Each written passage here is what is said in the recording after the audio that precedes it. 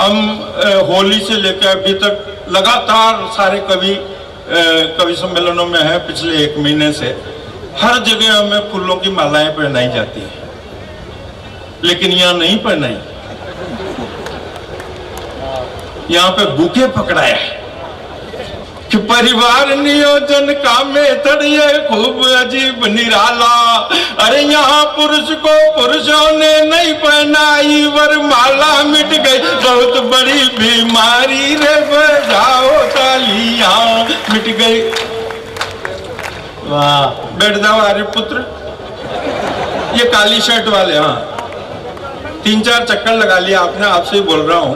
और मजा आए तो थोड़ा तालियां बढ़ाना कि बैठ जाओ जी आर्य पुत्र बेमतलब घूम रहे हो, बैठ जाओ जी आर्य पुत्र बेमतलब घूम रहे हो। अरे आज नहीं आई है वो तुम जिसको ढूंढ रहे हो, दिल की है इनको बीमारी रे, बजाओ तालियां, दिल की है। वाह वाह वाह। अभी भी श्रोता खड़े हैं, थोड़ा सा जगह है कहीं, मैं मंच से निवेदन करता हूं कि खड़े हुए श्रोतागण बैठे विनती यही हमारी, खड़े हुए श्रोतागण बैठे विनती यही हमारी। अरे खबर छपेगी कल पुरुषों के पैर हो गए भारी, यहाँ बैठे हैं अखबारी रे, बजाओ सर। आइए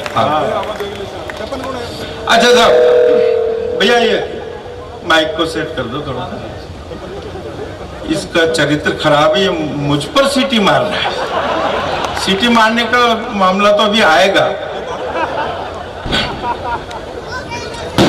वैसे उनको आना था, लेकिन डॉक्टर साहब ने क्रम चेंज कर दिया, उस पर ही बोलता हूँ। हाँ, क्योंकि कुमार भाई ने भी भाई मुझसे बदला खूब निकाला, कुमार भाई ने भी भाई मुझसे बदला खूब निकाला।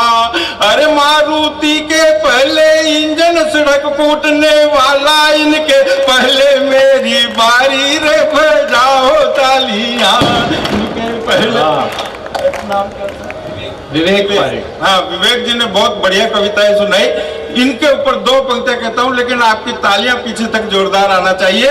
वीर रस के कवि हैं कि विवेक भाई ने खूब घुमाया आकर यहाँ लंगोट। वीर रस जागृत किया उन्होंने। विवेक भाई ने खूब घुमाया आकर यहाँ लंगोट। अरे अपने शब्द शिल्प से कर गए कविता का विस्फोट, शब्दों की कर गए बम्बारी रे, बजाओ तालियां, शब्दों की। बहुत अच्छा। और उनके बाद आए हमारे दिनेश बावरा। एसपी साहब आपके लिए कहा, अब आपकी मजबूरी है कि आप माइक पर आकर जवाब नहीं दे सकते, लेकिन मैं राजस्थान का हूं, आपका प्रतिनिधि माइक पर है, मैं आपकी तरफ से जवाब दे रहा हूं। ये माइक पे ये लोग जवाब देते भी नहीं है।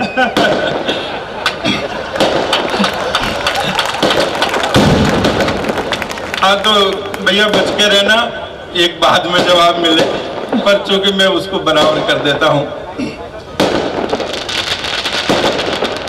दिनेश बावरा ने हंसा हंसा कर मंच आज का लूटा।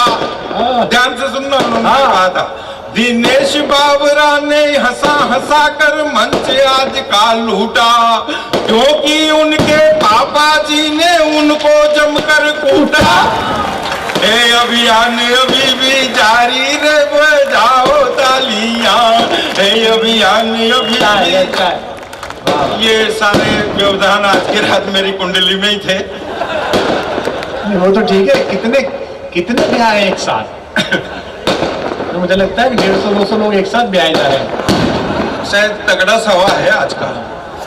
खुश होने तो भाई साहब आज की रात ही खुश है, ये तो होना ही ऐसे और क्या। बिल्कुल, ये तो कवि सम्मेलन तो फिर भी हो जाएगा, वो तो अभी होनी है। और इस दिन के बाद जब इस प्रोग्राम की रिकॉर्डिंग देखेगा ना, ये तो रात में लड़ा करेगा लुगाई से। ये उस दिन ढंग का एक दूसरा काम होता तो वहीं चला जाता, तो आनंद भी आता और बच भी जाता। बिल्कुल सही बात।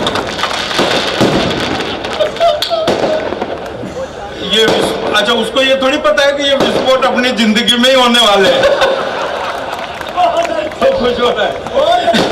नहीं तो ये शोर शराबा मचाया ही इसलिए जाता है। ताकि उसे सोचने का समय ही ना मिले। इसी बीच में आदमी लूट लेता है। अच्छा, आप सोच रहे होंगे हम पे बोल रहे हैं, मंच को जरा देखिए। एक टिप्पणी मंच पे भी करता हूँ, लेकिन मजे की है, आनंद लेना, मजा लेना, और थोड़ा सा तालियों का घनत्व इस शोर समारोह में बढ़ाना, ताकि लगे कि मेरी बात आप तक पहुंच रही है।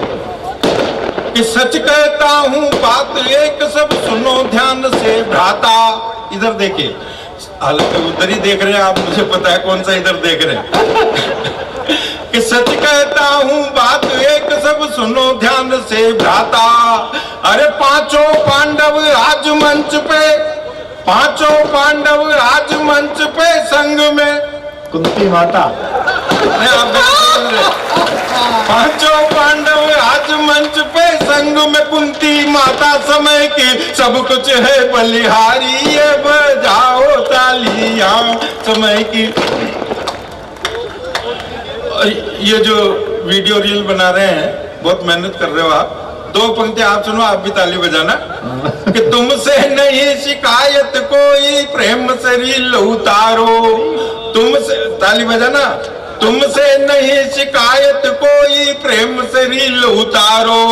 पर होकर मर्द मर्द के ऊपर एक आंख मत मारो, चक्कर पड़ जाएगा भारी रे बजाओ। और लीजिए, इस शोर शराबे के बीच में एक कविता पढ़ देता हूं, मेरी बहुत प्रसिद्ध कविता। भाई दिनेश बावरा ने बात की मोबाइल की, और मैं बात कर रहा हूं टीवी की। टीवी, मोबाइल ने बाद में बिगाड़ा, टीवी ने पहले बिगाड़ दिया था। मैं वहां से बात प्रारंभ करता हूं। संस्कारों की बात वो कर रहे थे। आज जो पुराने जो फिल्मों में गीत होते थे, उनमें कविता होती थी, पोएट्री होती थी, शायरी होती थी। आजकल के जो गीत हैं, उनका अर्थ निकालने बैठते हो तो अनर्थ निकलता है।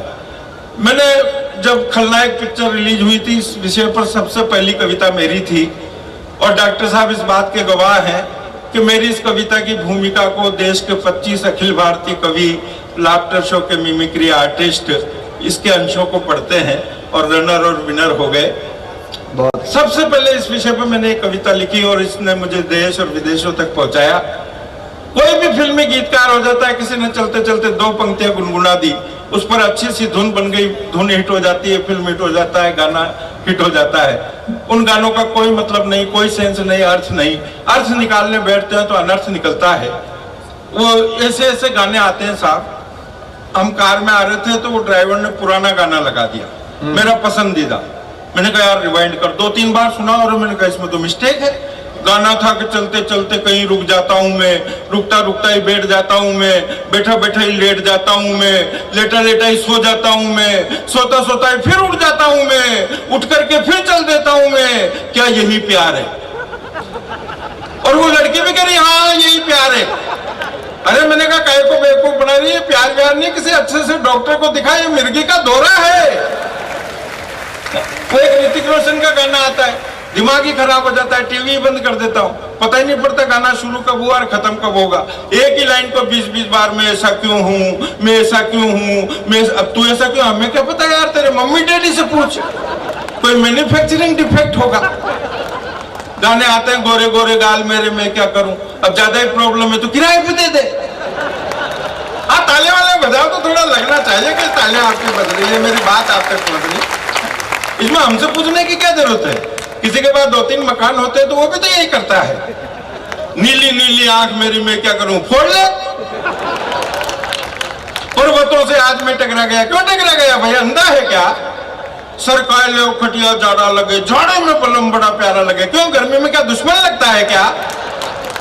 और फिल्मों में से राजनीति की बात, मेरी इस टिप्पणी को देश के बड़े बड़े नेताओं ने 1-1.5 लाख श्रोताओं की भीड़ में बोला है कि इस दिल के टुकड़े 1000 हुए, कोई यहाँ गिरा कोई वहां गिरा। अरे दिल है कि जनता दल है? बस में नहीं आए निगोड़ी ऐसी जवानी है, जवानी है कि ममता बनर्जी है?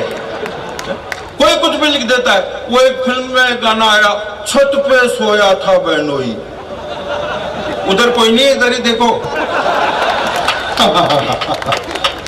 छत पे सोया था बहनोई, मैं तने समझ के सो गई, मुझे माफ करना राणा जी, मैं दीवानी सी हो गई। वारी दीवानी, वो तो छत पे कोई बहनोई सीधा साधा सा होगा। हाँ, ऐसे सुनोगे तो मजा आएगा। ये हुई ना बात। कोई कुछ भी लिख देता है, दूध बन जाऊंगी, मलाई बन जाऊंगी, बोतल में डाल दो शराब बन जाऊंगी, चटाई बन जाऊंगी, रजाई बन जाऊंगी। तेरे बाप का ही राज मर्जी पड़ेगी जो बन जाएगी। तू कोई इच्छाधारी नागिन है क्या? और एक टुकड़े पे तो पूरा सदन एक एक श्रोता अपने आप ताली बजा देगा। एक पिक्चर में माधुरी दीक्षित 2.5 फीट उछल उछल करके गाती है, मेरा पिया घर आया ओ राम जी, मेरा पिया घर आया ओ राम जी मेरा। अरे तो इसमें इतना उछल कूद मचाने की क्या जरूरत है? सबके पिया घर पे ही आते हैं, किसका पड़ोस में जा रहा है? और जिसका पड़ोस में जा रहा है असली पिया वही है, क्योंकि वो पिया है। इन सब गानों के पीछे, इन सब बातों के पीछे जो मैसेज, जो संदेश मैं अपनी कविता के माध्यम से पहुंचाना चाहता हूं, इसी तरह का प्यार दुलार आशीर्वाद जहां अच्छा लगे वहां चाहता हूं। सुनिए, फिल्म राम तेरी गंगा मैली की चर्चित अभिनेत्री मंदाकिनी, दाऊद इब्राहिम की अर्धांगिनी, मेमन बंधुओं की भौजाई से हमने पूछा, री भाई बहुत दिनों से तेरी कोई फिल्म ही नहीं आई। जनता तड़पड़ा रही है अपनी आंखें सेकने के लिए और तुझे झरने के नीचे नहाते हुए देखने के लिए, और तुझे झरने के नीचे नहाते हुए देखने के लिए, क्योंकि फिल्म का पर्दा सिर्फ कहने का पर्दा है, बाकी वहां सब कुछ बेपर्दा है। हाँ, बहुत अच्छा। पर्दा शब्द का प्रयोग या उपयोग किसी भी चीज को ढकने के लिए काम में लाया जाता है साहब, लेकिन ये टीवी और फिल्म के पर्दे उघाड़ने के लिए काम में लाए जा रहे हैं। जो काम पर्दों के पीछे होने के थे वो पर्दों के ऊपर हो रहे हैं। तब बात कहता हूं कि पर्दा चाहे छोटा हो या बड़ा, टीवी का हो या टाकीज का, पर्दा पर्दा नहीं है, एक गुसल घर है जिसके हवस की काई पर इस पूरी पीढ़ी के फिसलने का डर है। बहुत अच्छी बात कही, वाह। पर्दा पर्दा नहीं है, एक गुसल घर है जिसके हवस की काई पर इस पूरी पीढ़ी के फिसलने का डर है। बेशर्मी का साबुन है, बेशर्मी के झाग है, शावर के पानी में सेक्स की आग है, भारत की ढपली में पश्चिम की राग है, और सभ्यता के टावल पर अनगिनत दाग है, और संस्कृति अंडरवियर बनियान की तरह खूंटी पर टांगी हुई है। लाज और शर्म शैम्पू की तरह पड़ोसी से मांगी हुई है। जो भी इस गुसल खाने में जाता है टोटी खोलता है, बस एक ही गाना बोलता है कि चोली के पीछे क्या है। ये गाना बड़ा फेमस हुआ था और बहुत गाने बने, सारे फेमस हुए। और ये कविता मुझे इसलिए लिखनी पड़ी, मेरा 5 साल का बेटा स्कूल से पढ़ करके घर लौटा और मुझसे बोला, पापा तुरु रू रू रू रू रू रू तुरु तुरु कहां से करूं मैं प्यार शुरू। अब ये भी मैं ही बताऊं उसको, और वो भी 5 साल की उम्र में। इस टीवी ने छोटे छोटे बच्चों को इतना एडवांस कर दिया साहब, ऐसे ऐसे लाजवाब जवाब देते हैं कि जिसका कोई जवाब ही नहीं। मेरे बेटे के स्कूल में मैडम ने उससे पूछा कि बेटे ऐसा कोई वाक्य बताओ जिसमें भूतकाल, वर्तमान काल और भविष्य काल, तीनों काल एक वाक्य में एक साथ आ जाएं। तो उसने छूटते ही जवाब दिया कि मैडम 100 साल पहले मुझे तुमसे प्यार था, आज भी है और कल भी रहेगा। प्रश्न ऐसे उठपटांग करते कि बड़े बड़े बुद्धिजीवी निरुत्तर हो जाते हैं। एक दिन मेरे बेटे ने मुझे से पूछ लिया, बोले पापा आपकी शादी हो गई? मैंने कहा हो गई। उसने तुरंत दूसरा सवाल ठोक दिया, बोले पापा आपकी शादी किससे हुई? मैंने कहा बेटे मेरी शादी तेरी मम्मी से हुई। बोला पापा आपने भी गजब ही कर दिया, हद ही कर दी यार, घर के घर में ही शादी कर ली। अब इसका क्या जवाब हो सकता है कि जो भी इस गुसल खाने में जाता है टोटी खोलता है, बस एक ही गाना बोलता है कि चोली के पीछे क्या है। अब उसे कैसे बताएं, कैसे समझाएं? और जो बात, ये गाना भी एक अजीब पहेली है जो सुलझ ही नहीं पा रही है। और 3 पीढ़ियां इस गाने को जन गण और मन की तरह से गा रही हैं। पिछले कई दिनों से प्रश्न हर आम आदमी के पीछे भागता है। दूध पीता बच्चा अपनी माँ का आंचल पकड़कर सवाल दागता है कि चोली के पीछे क्या है। अब उसे कैसे बताएं, कैसे समझाएं? और जो बात मैं कहना चाहता हूँ, क्या कहना चाहता हूँ, कैसे कहना चाहता हूँ, कहाँ कहना चाहता हूँ, मात्र शक्ति और बहनें भी बैठी हैं जिनके लिए मैंने पंक्तियां लिखी हैं। आपका भी आशीर्वाद चाहता हूँ। बात अगर कलेजे के आर पार तीर की तरह निकल जाए कि अब उसे कैसे बताएं, कैसे समझाएं कि चोली के पीछे न दिल है, न जलवा है और न जन्नत।